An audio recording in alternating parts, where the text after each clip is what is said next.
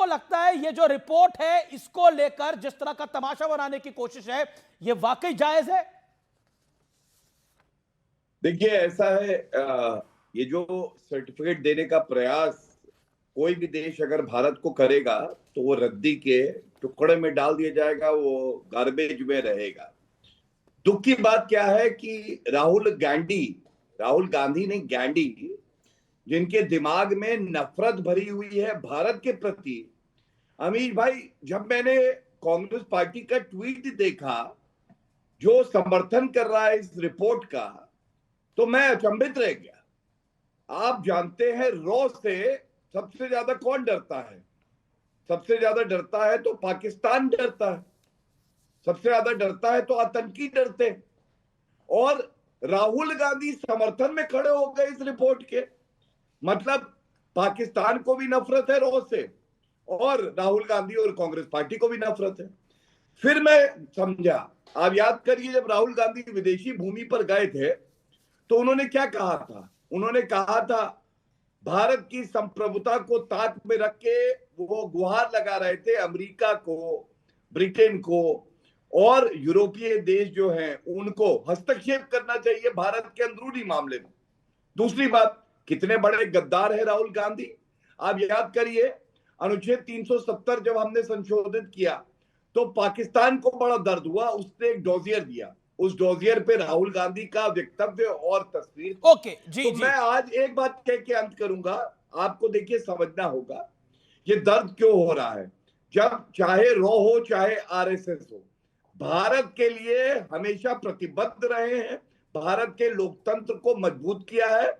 और आज इस डिबेट पे कांग्रेस के प्रवक्ता का ना आना ये अपने आप में सबसे बड़ा प्रमाण है कि आज कांग्रेस पार्टी स्वयं आईएसआई एजेंट बन चुकी है। ओके, आप कह रहे हैं कांग्रेस पार्टी आईएसआई एजेंट बन चुकी है। विवेक श्रीवास्तव, मैं आपका रुख करूंगा। 40 सेकेंड्स आपका कमेंट। क्या आपको लगता है कि आप लोग अब रॉ के भी खिलाफ हो गए? क्योंकि यही एजेंसी कहती है कि रॉ भी सही नहीं है देश के लिए, रॉ को भी बंद करना चाहिए, आरएसएस को भी बंद करना चाहिए। नहीं, देखिए, हाँ देखिए, अब यूनाइटेड स्टेट्स में क्या हो रहा है, क्या कह रहे हैं, हिंदू फोबिया क्यों शुरू हुआ, 2014 के बाद क्यों शुरू हुआ, यहां अब्दुल को टाइट करोगे और एक्सपेक्टेशन होगी कि वहां पे जो हमारी मेजॉरिटी के कम्युनिटी के लोग जब जाएंगे तो कोई कुछ नहीं कहेगा, है ना। ऑस्ट्रेलिया को देख लीजिए क्या हुआ, यूनाइटेड किंगडम में मंदिर पे हमला हुआ। ये सब उस करनी का फल है जो यहां पे राष्ट्रीय स्वयंसेवक संघ और ये सरकार 2014 के बाद जो आपने यहां फैलाया है इस्लामोफोबिया। विवेक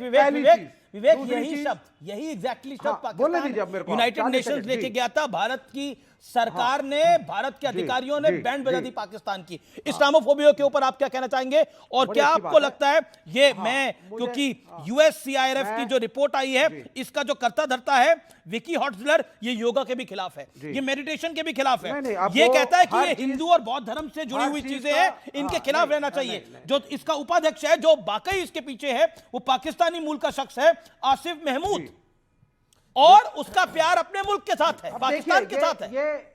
ये रॉ को भी बंद करके दम लेंगे विपक्षी। इसीलिए देखिए, ये इस्लामी फोबिक की बात बिल्कुल भी नहीं है। Okay, you make your point. हाँ, आई एम टेलिंग, ये इस्लाम फोबिया बिल्कुल भी नहीं है। बार बार इस बात को कही जा चुकी है कि पूरी दुनिया में इस्लाम और मुसलमान कहीं सबसे ज्यादा सुरक्षित है तो वो भारतवर्ष में और मोदी सरकार के अंदर भी सुरक्षित है। पिछले 11-12 सालों से मुस्लिम आईएएस आईपीएस बच्चों की संख्या लगातार बढ़ती जा रही है, किसी के साथ कोई भेदभाव नहीं हो रहा, हम पहले भी करें। और ये जो अमेरिका की संस्था जो बात कह रही है ना भैया, इल्हान उमर को तो खुद ट्रंप ने कहा है कि हमारा देश छोड़ के चले जाओ, वो सोमालिया की समुद्री डाकू है, अपने भाई से शादी करके हमारे देश में रह रही है, हमारे देश के संसाधनों का खा रही है। भाई उनको लग रहा है कि वो उसके देश की विरोधी है इल्हान उमर, तो वो उसका विरोध कर रहा है। हमारे देश का विरोधी जो व्यक्ति होता है हम उसका विरोध करते हैं। हम किसी की जाति धर्म देख के नहीं करते। हमारे लिए ज्योति मल्होत्रा भी एक आतंकवादी है, और चाहे वो शर्जील और ये सब लोग भी देश के खिलाफ नारे लगाएं तो इनके खिलाफ भी कार्रवाई होगी। हम धर्म देखकर कार्रवाई नहीं करते। हमारे रणधीर साहब ने स्पष्ट कहा, आप किसी नैरेटिव में मत फंसिए, आप किसी वैचारिक नैरेटिव में आके भारत के खिलाफ कोई बात नहीं बनाइए। और वो अच्छे से जानते हैं कि भारत में सारे लोग सुरक्षित हैं, और आरएसएस की विचारधारा क्या कहती है, देश हमें देता है सब कुछ, हम भी तो कुछ देना सीखें। नमस्ते सदा वत्सले मातृभूमे त्वया हिंदुभूमे सुखम वर्धितो हम महामंगले पुण्य भूमे तो धरते पतत्वेश कायो नमस्ते नमस्ते। आरएसएस महामंगल चाहती है, सबका मंगल नहीं। महामंगल वाली विचारधारा को आतंकी विचारधारा से जोड़ना, रॉ जो अपने देश की सुरक्षा के लिए काम कर रहा है उसको आतंकी विचारधारा जोड़ना, कहीं ना कहीं नैरेटिव में अमेरिका फंस रहा है। ये पाकिस्तान, आप सोमालिया नैरेटिव में नहीं फंस रहे हो अमेरिका, आप इल्हाम उमर का विरोध कर रहे हो ना, फिर आप पाकिस्तान के नैरेटिव में क्यों फंस रहे हो, हमारे यहाँ के लेफ्टिस्ट के नैरेटिव में क्यों फंस रहे हो? मेरा स्ट्रेट पॉइंट है, मैं विषय पर आ जाता हूं। ओके, एक सेकंड विवेक, मैं आपको I will give you a chance. Amik Jamai पहले बोलने। अमीक जमाई, आपके पास एक मौका है। क्या आपको लगता है आसिफ महमूद जो कि उपाध्यक्ष है, जो कि पाकिस्तानी मूल का शख्स है और भारत से जुड़ी हर चीज से नफरत करता है, उसकी ये रिपोर्ट है, क्या उस रिपोर्ट को मानना चाहिए? क्या आपको लगता है उसको मानना ही अपने आप में गलत है?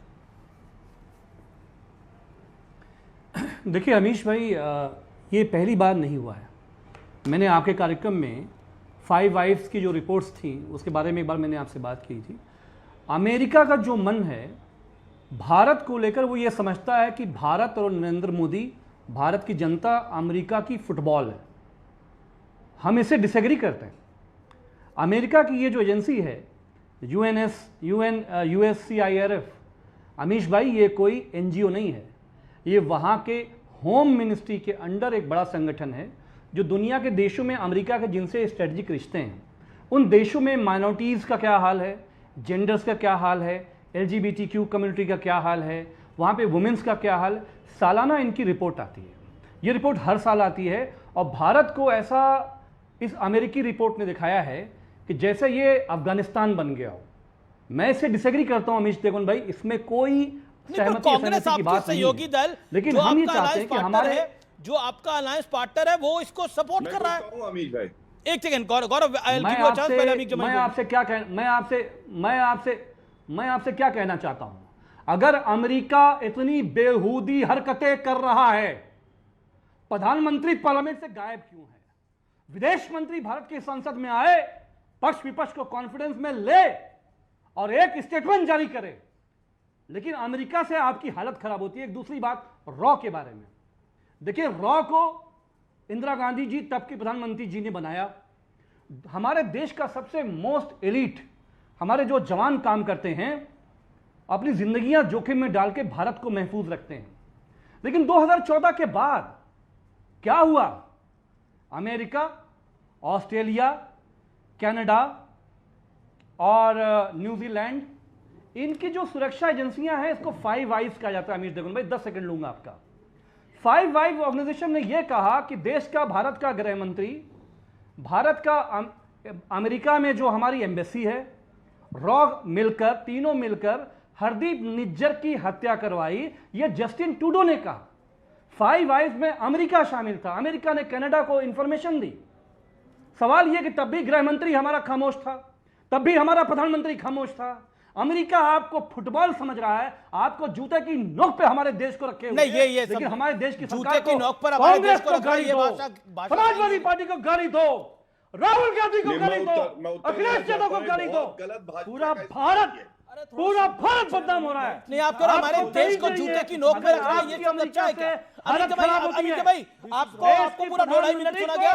आप बोल रहे हैं कि भारत को जूते की नोक पे रख रहा है अमेरिका। भारत अपने युद्धपोत बेचकर अपने लोगों के लिए LPG के सिलेंडर मंगा रहा है। वही सिलेंडर जिसको आप थर्माकोल लेकर घूम रहे थे पार्लियामेंट से लेकर सड़कों तक, वही सिलेंडर आ रहा है आज की डेट के अंदर। जूते की नोक पे।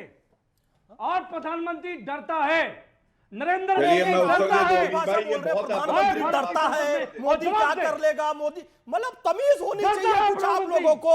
भारत के लिए जूते की नोक शब्द का प्रयोग कर रहे हो।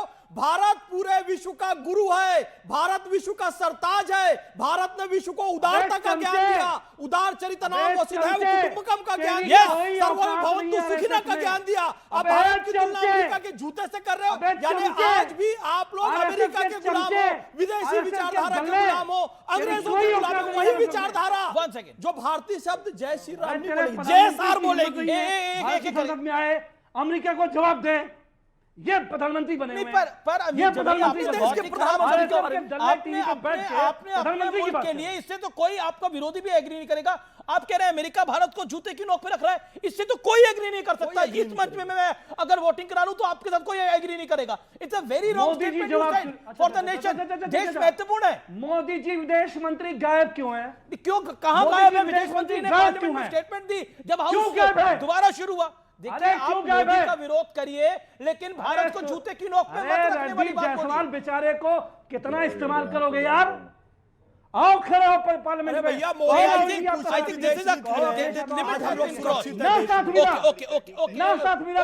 गौरव भाटिया का मैं कमेंट लेता हूं, हमारा कैमरा भी वहां पे पहुंच गया है। गौरव भाटिया, अमेरिका की चमचागिरी करोगे और देश का मजाक उड़ाया जाएगा। अरे मोदी जी की कुशल विदेश नीति, हम लोग सुरक्षित है भाई, इफ्तार भी कर रहे हैं, रोजा भी रख रहे हैं, तमाम लोग एक भी बम नहीं गिरा यहाँ पर, सब आराम से स्कूल जा रहे हैं, कॉलेज जा रहे हैं, मीडिया हाउस में बैठे, कारखाने सब चल रहे हैं। मोदी जी की कुशल विदेश नीति के कारण तुम क्या चाहते हो? उलझुल स्टेटमेंट दे दें, कभी ईरान के पक्ष में, कभी इजराइल के पक्ष में, कभी किसी के विरोध में। क्यों देंगे?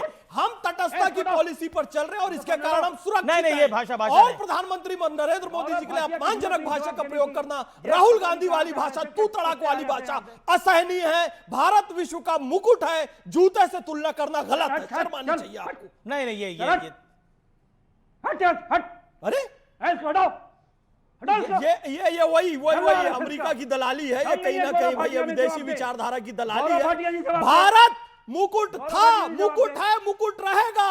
तुम जैसे लोगों के कारण भारत और भारतीयता को कुछ नहीं हो सकता। तुम हटो, भागो। इल्हान उमर को ट्रंप कह रहा है भागो, हमारा देश से सोमालिया से आई है, सोमालिया से समुद्री लुटेरी आई है, ये कह रहा है इल्हान उमर को ट्रंप। समझ गए?